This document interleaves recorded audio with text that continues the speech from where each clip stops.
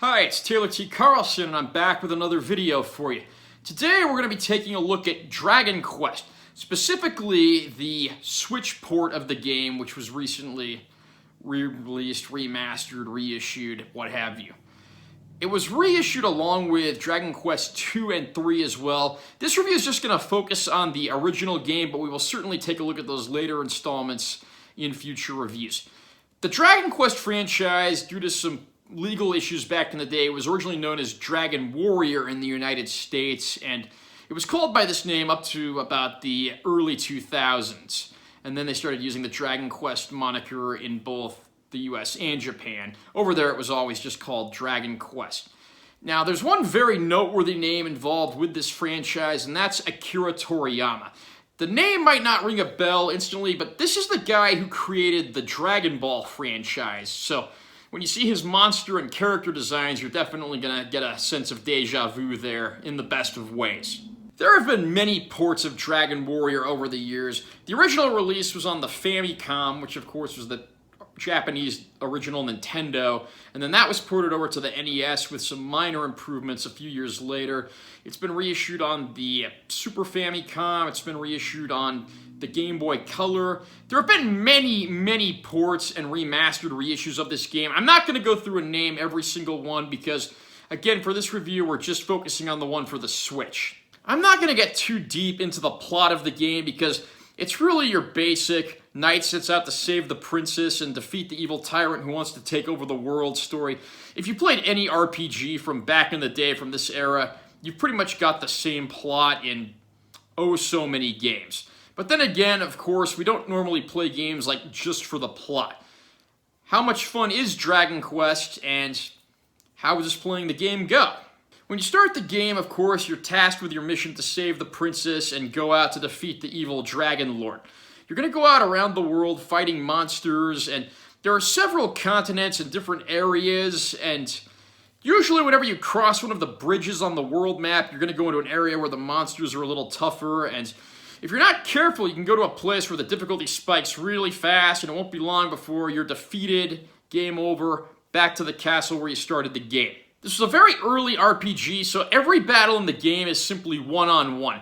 There's no party system, nor will you ever battle more than one enemy at a time. Of course, you start out fighting against the simpler enemies like slimes, but you'll move up to other more challenging ones like dragons, of course, as you go through the game. As you progress through the game, leveling up and battling monsters, you'll also find several towns where you can purchase new equipment or sell what you've already got. You can always go through, talk to the villagers, see if you can get some hints. The game is largely non-linear in terms of its overall structure. However, there is a basic plot to follow naturally, and you do need to complete certain events before you can progress to certain areas, getting items that are necessary to pass through certain places. Grinding up levels can be kind of tedious. However, if you want to find a way that'll help you gain experience really fast, you're going to want to look out for these guys right here. This is a metal slime. These are very rare, but if you come across one, they want to run away, but if you beat him, you'll get a ton of experience points. The Dragon Quest franchise has been around for a very long time, but 3 decades plus on, how does the original installment where it all began measure up? Honestly, it's good but not great. I'm not going to say that this game is a masterpiece. It's not. Dragon Quest did not hit its stride until later installments, and the first game is certainly a hint of what's to come. However, unless you're interested in this one for historical purposes, it's probably not one that I would rush out to play, even in this new Switch port. The new Switch port of the game does feature some new graphics.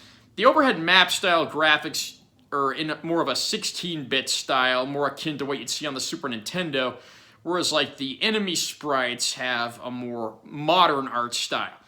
Despite the radical differences between these two art styles, I think the game actually looks very good, and it still manages to maintain that retro aesthetic despite the newer enhancements. However, as much as I like the Dragon Quest franchise, and as many times as I've played this game, there's no denying this game has a lot of problems. The lack of linearity may sound like something good at first, but sometimes you have literally no idea in this game where you're supposed to go without checking a guide. I mean, you'll go around, wander into territory where you shouldn't be yet, and the stronger monsters will slaughter you instantly. Additionally, the inventory system in the game is very poorly designed and extremely small. All your equipment and items go in one box, so after you buy all the stuff you can equip, there's almost no room left in there for any recovery items or assist items. How this has not been corrected in any later port of the game is beyond me. One of the biggest problems I have with the game is that there's many locked doors in the game and you have to buy keys to open those doors.